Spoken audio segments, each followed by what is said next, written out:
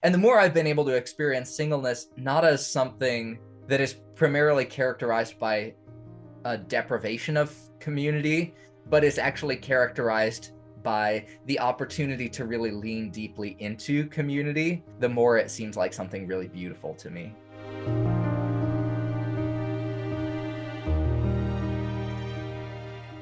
Hey man, thanks for listening to my interview with Greg Coles, who is the author of Single Gay Christian, No Longer Strangers, and he is a senior research fellow at the Center for Faith, Sexuality, and Gender. Today we're talking about singleness and same-sex attraction, and if you experience one or both of these things, I think this will be really encouraging. We talk about some of the pressures and some of the gifts and beautiful things about being single, and being able to see that, not everything is so negative about singleness and same-sex attraction, and also not everything is positive about marriage. Greg shares some super relatable stories, encouragement, hope for a good and beautiful life. And if you don't experience these things, you will get some great insights that can help you be an awesome friend to those who do. Enjoy the episode. Welcome to Husband Material. Today on the show, we are hanging out with Greg Coles, author of Single Gay Christian and No Longer Strangers. And we're talking about singleness and same-sex attraction. Welcome, Greg. Hey, thanks for having me. A pleasure to be here. Truly a delight. Truly, verily. So, why is this topic of singleness and same-sex attraction so important? It seems to me that the Bible takes singleness really seriously as like this beautiful option for followers of Jesus, beautiful opportunity. I know for many of us, and certainly in many ways, my experience for a while within evangelical Christian spaces at least, was that people didn't really seem to give a lot of consideration to singleness as a possibility. And that was made more complicated for me by the fact that I was and am and likely will continue to be, though, the Lord only knows, exclusively attracted to the same sex. And so there are ways in which I now feel that I am beautifully wired for singleness. I mean, there are ways in which singleness still feels like a sort of an awkward fit. And yet at the same time, so much beauty that I think exists to be leaned into that we maybe miss when we don't talk about it. So I'm excited to be having this conversation, if for no other reason than it's personally important to me, and I think maybe for more folks than we automatically assume. There's opportunity there for us to consider what Jesus might have for us in singleness, especially, though certainly not exclusively, for those of us who are attracted to the same sex. And both singleness and same-sex attraction can feel like a curse. It's true, and certainly both often get depicted that way. Right. And to be clear, I think both of them have their challenges. So far be it from me to go around pretending that singleness is just all roses and butterflies, or that there's nothing complicated or negative about the experience of attraction to the same sex. Sometimes I think to myself that when we're talking about like singleness, or marriage, and we're talking about like attraction to the same sex versus attraction to the opposite sex, sometimes I wonder if the problem is not that we have like said too many negative things about singleness and attraction to the same sex, but the problem is that we have like this bizarrely and really unrealistically elevated view of marriage and attraction to the opposite sex. It's like, oh, like opposite sex attraction just so holy and always wonderful, and it's like, no, it's really not the greatest thing, and in the same way, it's like, marriage, like that's when the Holy Spirit really works. Like, well, sometimes yes, but also like marriage has its challenges, and also I think across the board there's just opportunity for us to see that the Spirit works in a variety of ways, and my journey and yours don't need to look identical for us to have the same Spirit and to be walking on the same journey with Jesus. Absolutely. And you make this point in Single Gay Christian that it's almost as if sometimes people are trying to get guys who are attracted to guys to move towards more socially acceptable forms of sinfulness. Like, why can't you be sinful in the way that we all are, We prefer the company of people who sin like we do. Yeah. There is so often this sense in evangelical Christian spaces, this sense of like, look, the fact that you're like wrestling with kinds of sexual temptation and like drawn toward kinds of sinfulness that I'm not, like that kind of freaks me out. So like, could you just like, I don't know, watch some straight porn and sleep with your girlfriend a little bit instead? Like that would be much more comfortable for me. And it's like, would that improve my life? I don't think it would. So yeah. Oh, that resonates so much. And of course, in a church context, there's often the well meaning old lady who says, now you know that God has a woman for you and just wait around. I know and love so many of those people. Well, at this point in my life, I've been out as gay and celibate long enough that most of those people in my life have sort of caught on that they don't need to say that to me anymore. I mean, I always tried to receive that as a really well-meaning thing because I think it's as if people want to say to you, like, your life is going to be good. Your life is going to be beautiful. I know that the Lord has good things for you. But their version of what that means is like, look, I need your movie to have a happy ending because I like you. And the movies with happy endings that I know are the ones in which, let me describe the happy ending for you. And it's like, that's why you will get married and you will have 2.3 children and you will, and it's like, those are all really good and beautiful things if that's what the Lord does with you. But I think we so often get stuck in this vision of saying, yeah, like Jesus needs to show up in your life the ways he has showed up in my life. And so that means if we live in communities that are predominantly, as I think most communities are, predominantly occupied by people who are married and have kids, then that is usually the vision they want to pass on to the rest of us. Mm-hmm.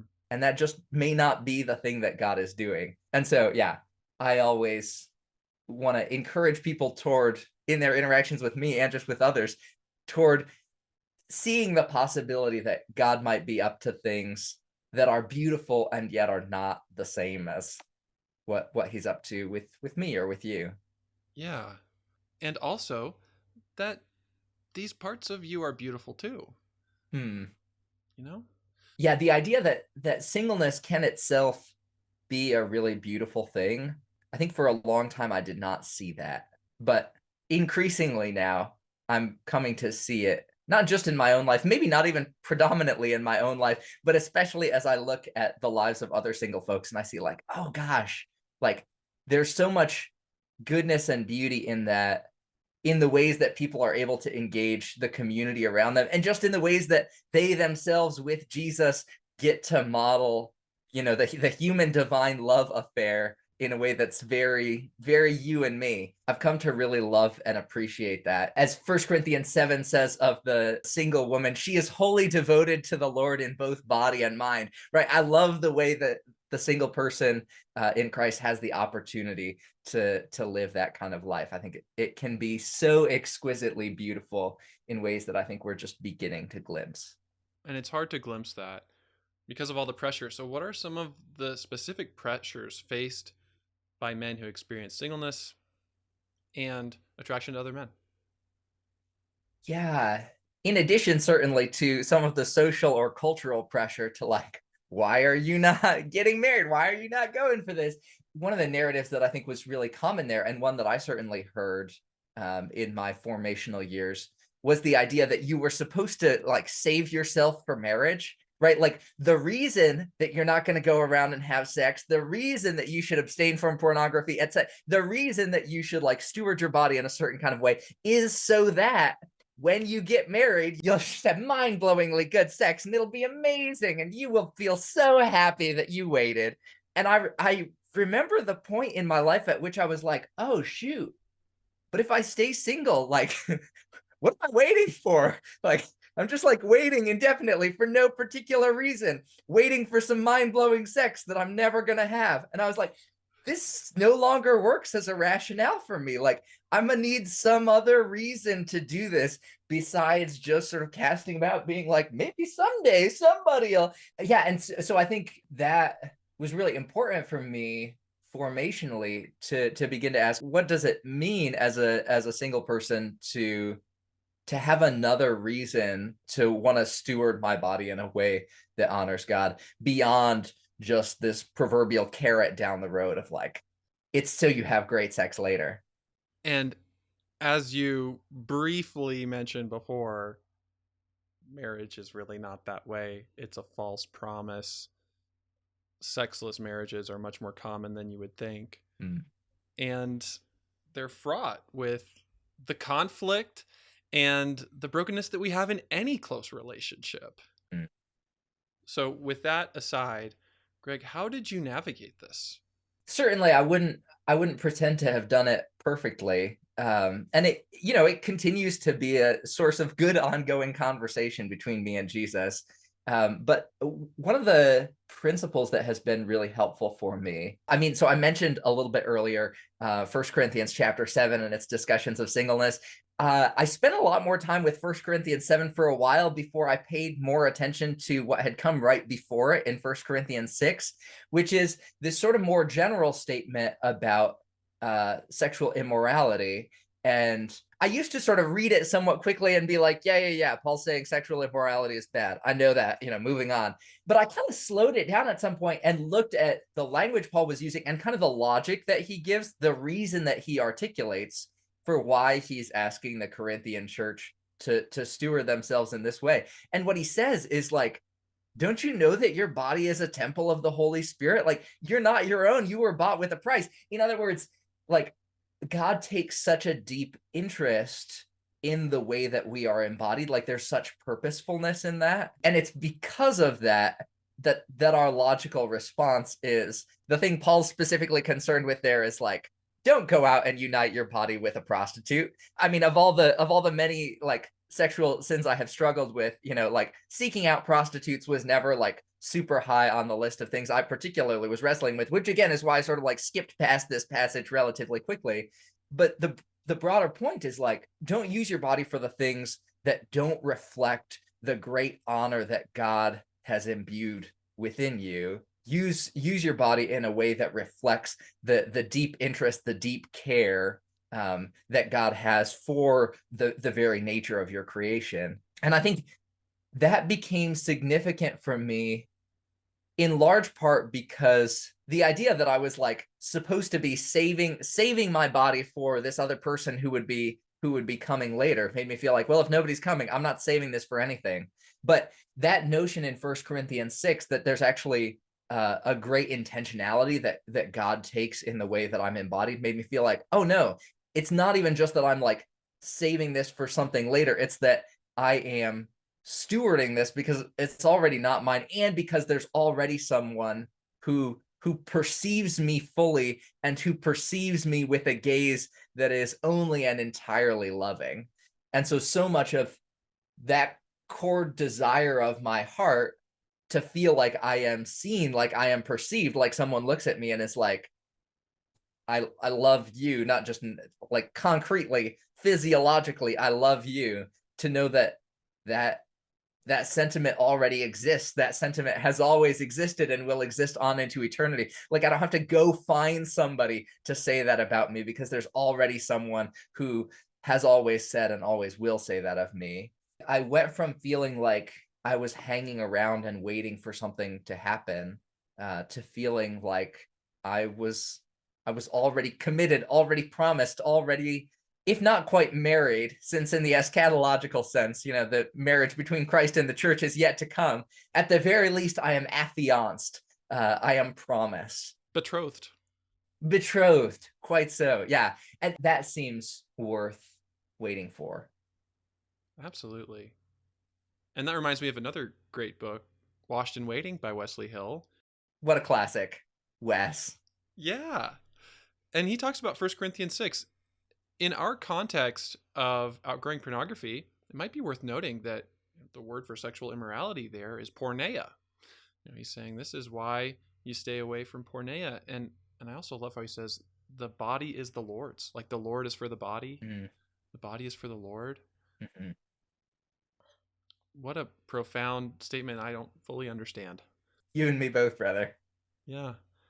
And yet there is so much goodness in choosing not just to stay away from something, but choosing someone, and also choosing like a purpose for yourself that is different from our small ideas of what our life could be. So, what would you say awesome singleness really looks like?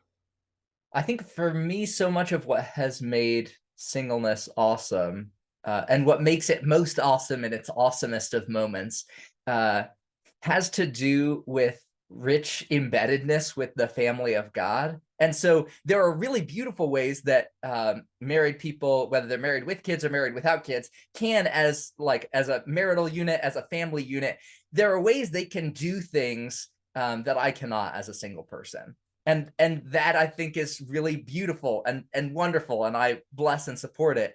But I'm increasingly coming to believe that there are also ways that the single person, by virtue of not having such a big team, right? Like there are sports that work better as a team sport, and there are sports that it's like, oh gosh, why did you try to have a team for this, right? It's like group projects in college. Give me a non-group project any day, because some things were just not meant to be a team sport. And there's a certain deftness. Is that the word I'm looking for? Yeah, I think so. A certain adroitness, flexibility, and like the ability to be here and there and to move quickly. And well, I'm losing my ability to move quickly. I'm in my 30s now. But still, the general principle applies. The idea that I, as a single person, have the opportunity to sort of slip into and out of, at least in my own case, slip into and out of a lot of different contexts, and be really present in those contexts while I'm there. And then the ways that I get to sort of join into other family expressions, not just in a way that makes me a leech, I hope, not just that I like go to a family and be like, look, I have no family, I'm gonna need yours, just give me all the things. We were saying earlier, like marriage, in addition to its delights, also has its challenges. I've actually discovered some really lonely married people sometimes. It turns out, people tell me, maybe you can confirm this, Drew. Apparently, sometimes making friends as a married couple is difficult, because it's like, if you're trying to make friends with like this other married couple, then it's like, well, like this spouse has to get along with this spouse, but they really have to like this spouse. And then this other spouse, like she at least has to be able to tolerate this guy. It's like, there's all these relational dynamics. And it's like, if I try to make friends with a married couple, like they only have to agree on one person, like as long as they both like me, we're fine. I mean, within married couples making friends, there are like 12 things that have to go right. Whereas with two single people making friends, or a single person and one married person, it's like there are only two things that have to go right. It's true. It's true. And even if you make friends with like both parts of the married couple simultaneously, which is kind of my favorite, is like to become good friends with a couple. Some people call that third wheeling. I just call it having two friends who are conveniently married to each other, so all three of you can get together simultaneously. And in my case, there's particular clarity, because like it's super clear that I'm not interested in the wife. Like if I'm like hanging out with like an opposite sex married couple, like it's very clear that I'm not interested in the wife. But also for like theological and practical reasons, like it's very clear that like the husband and I are not. So it's like there's just no, like, I'm clearly not trying to steal any spouse in this relationship. I just want to hang out with both of you. I love that. And I think those relationships give so much to me. They're so beautiful for me. And yet at the same time, hopefully, God willing, I have the opportunity to be present for people in ways that maybe another couple who's, they've got their own things going on, maybe they've got their own kids or other family obligations that I just conveniently don't happen to have. Like there are ways that I can be differently present. I think the more I have experienced those gifts in community, and the more I've been able to experience singleness not as something that is primarily characterized by a deprivation of community, but is actually characterized by the opportunity to really lean deeply into community, the more it seems like something really beautiful to me. Absolutely. It gives you some superpowers. Yeah. And like all superpowers, they come with their like kryptonite side, if you Right. will. Do all superpowers? All the interesting ones do, at any rate. The boring superpowers are the ones where it's like, I have no flaws, I have no risks, I have no challenges. Like nobody wants to watch that movie. But like the true superpower does indeed come with its challenges. Mm-hmm. That's part of the beauty of it. That's part of the story. Makes for a much better story. Yeah. We've talked about befriending married couples. A lot of guys in our community are navigating friendships with each other. So, when you're making friends with somebody, what are some things that you don't want them to do, or some things that would make you cringe?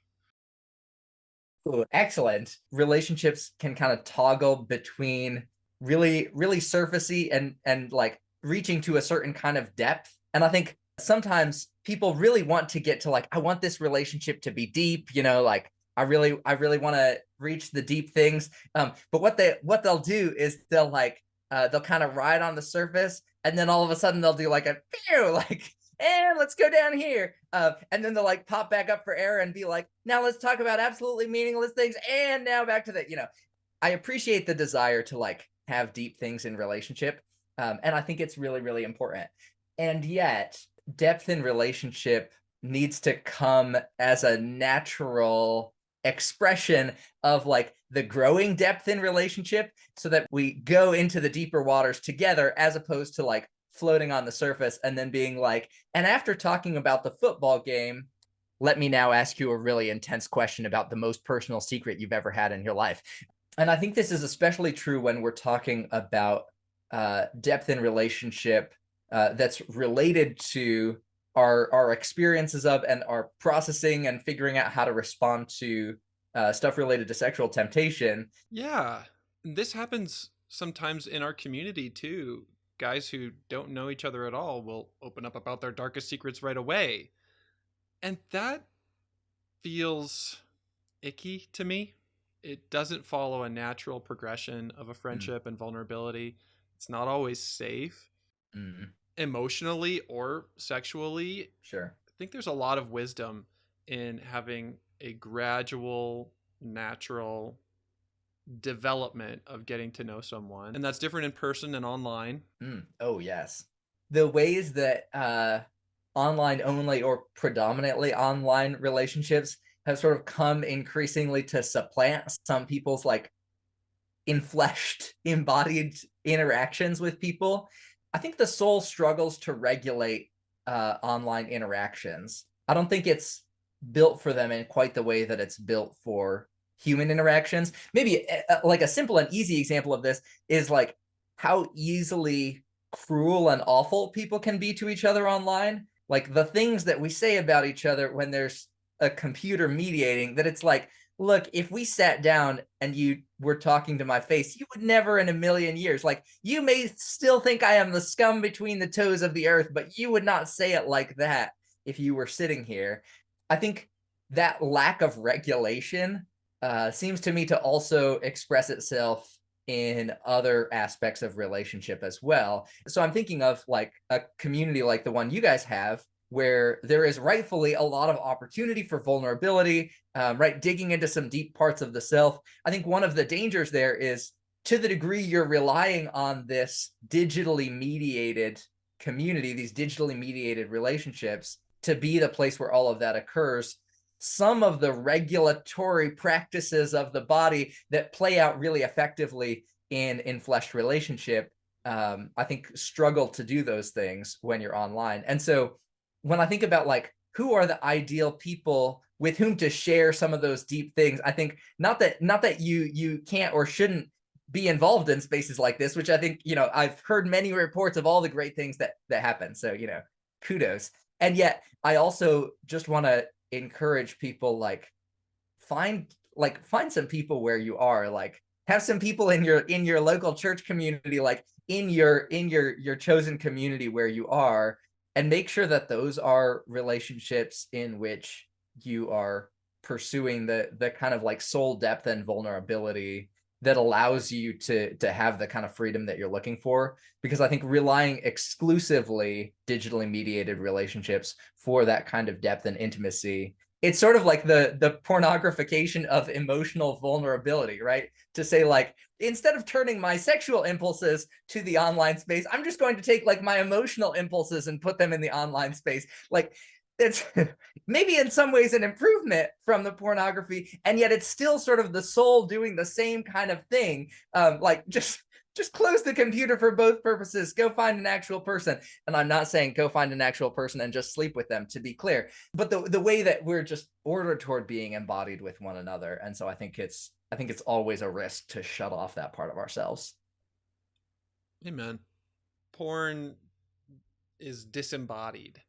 Mm. And in the same way, online communities are disembodied, which is why there's so much value in going on the husband material community and finding who's near me, and how can we get together in person or some other groups or places where you can be fully known and be yourself where you are physically.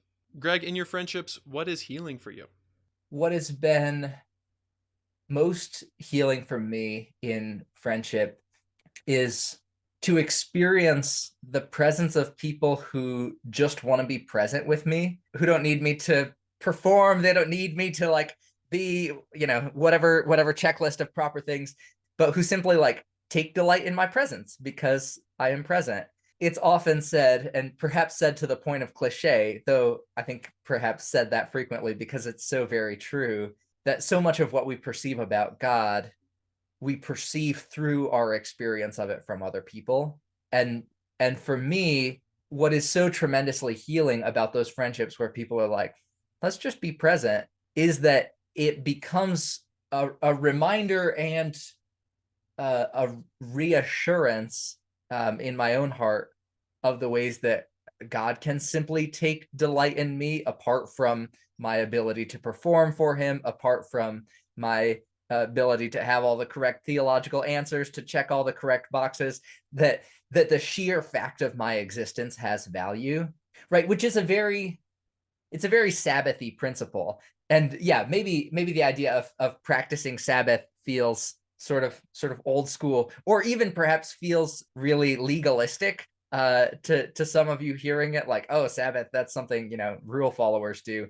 I will say, for me, the choice to take intentional time during which I am not being productive has actually been really powerfully transformative for my spiritual life, because it has forced me into a space of being present with God without being able to do anything for him. And the more I do that, the more I realize how much of my relationship with God had felt like it was built upon my capacity to do things for him.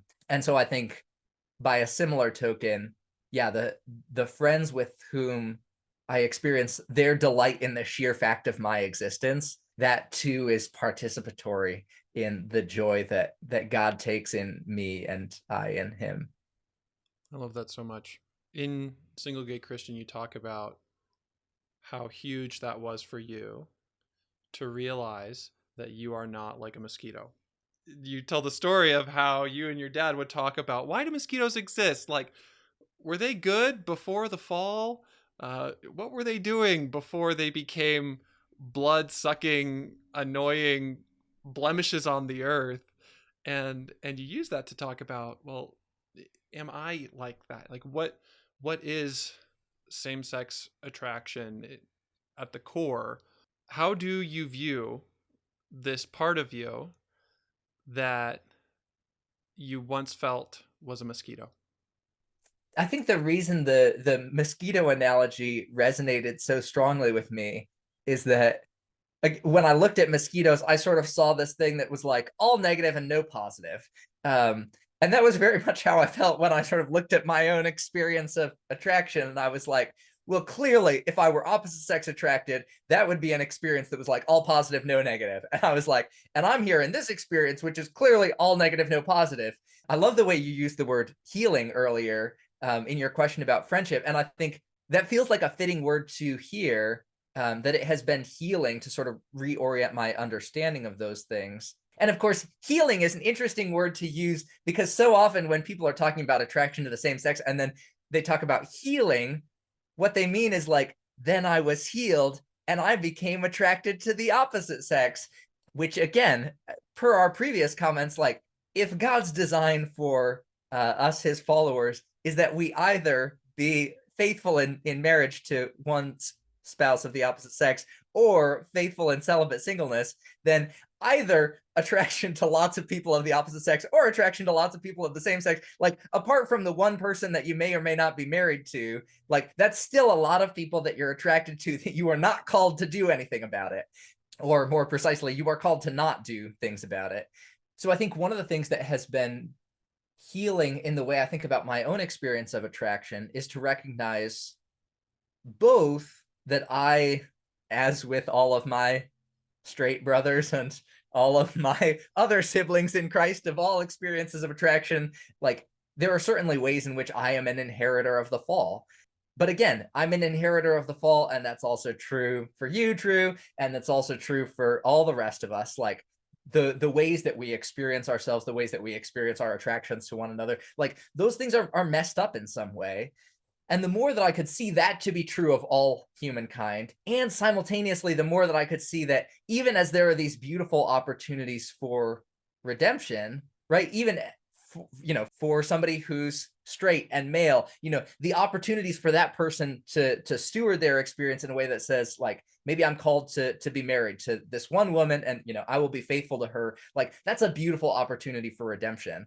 The more I could begin to see that my story too has opportunities for this beautiful redemption, that I experience myself increasingly as someone who is ordered toward great excitement about an eternal marriage with Jesus. And I'm not saying that's because I'm gay necessarily. Like I don't know how it all sorts out. I just know that the way I experience myself right now as a single person is that I am eagerly delighted to save my body as it is and as it will be for the person of Jesus.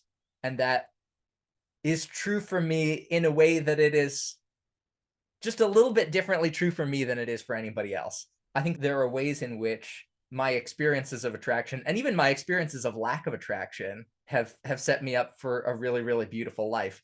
I used to hate the fact that I did not experience attraction to women. In fact, that was sort of the first point of distress I experienced when I was like, oh no, I think I'm gay. It was not that I was attracted to men. It was that I wasn't attracted to women. And I was like, oh, this could be a problem. Although also, there was part of me that was like, oh, great, I've been spared.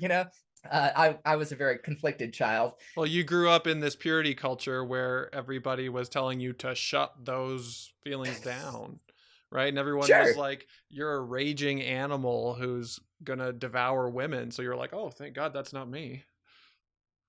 It's true. Yeah. Yeah. Yeah. So there was that relief.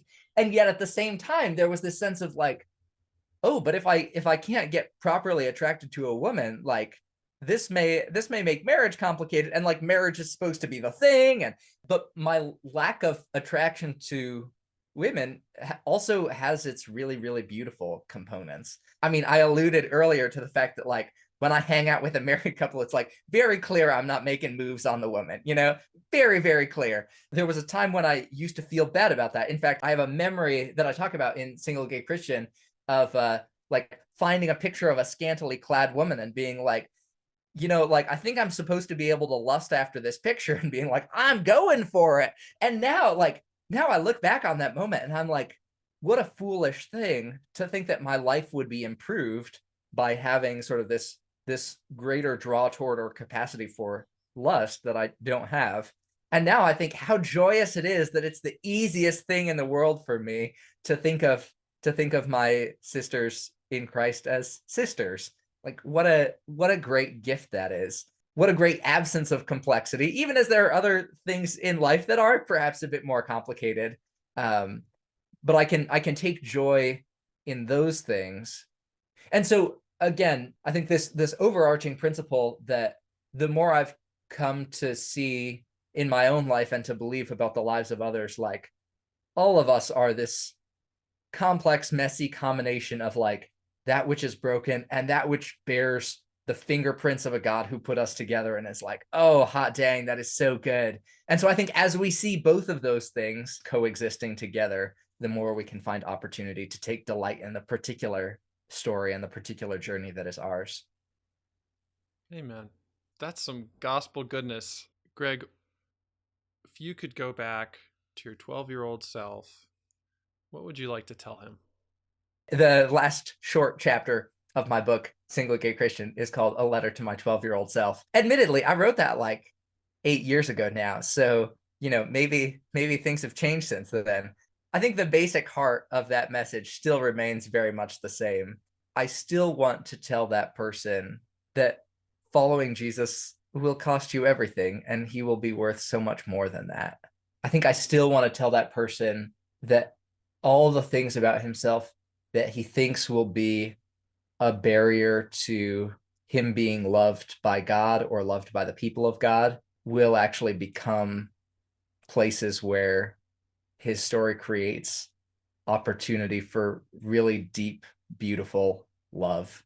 Though not experiencing the romantic love of marriage in the ways that he thought he had to in order to have a good and beautiful life, that he'll still have a good and beautiful life, so much more full of love than he even knew how to hope for. Love and belonging Mm. and blessing, Mm. not a curse. Yeah. I hope some of you guys take encouragement from that. And it's so common to all of us. I can think of that applying to me so much. As a 12-year-old with a sexual fetish I didn't understand, and that was just causing me a lot of distress. Greg, thank you so much. Oh, it's been such a joy. Thanks for having me, Drew. You're welcome. And if you guys want to connect with Greg or read some of his books or his research, go down to the links in the show notes and you will find everything about Greg Coles. Gentlemen, whether you experience singleness and or same-sex attraction, always remember you are God's beloved son. In you, he is well pleased.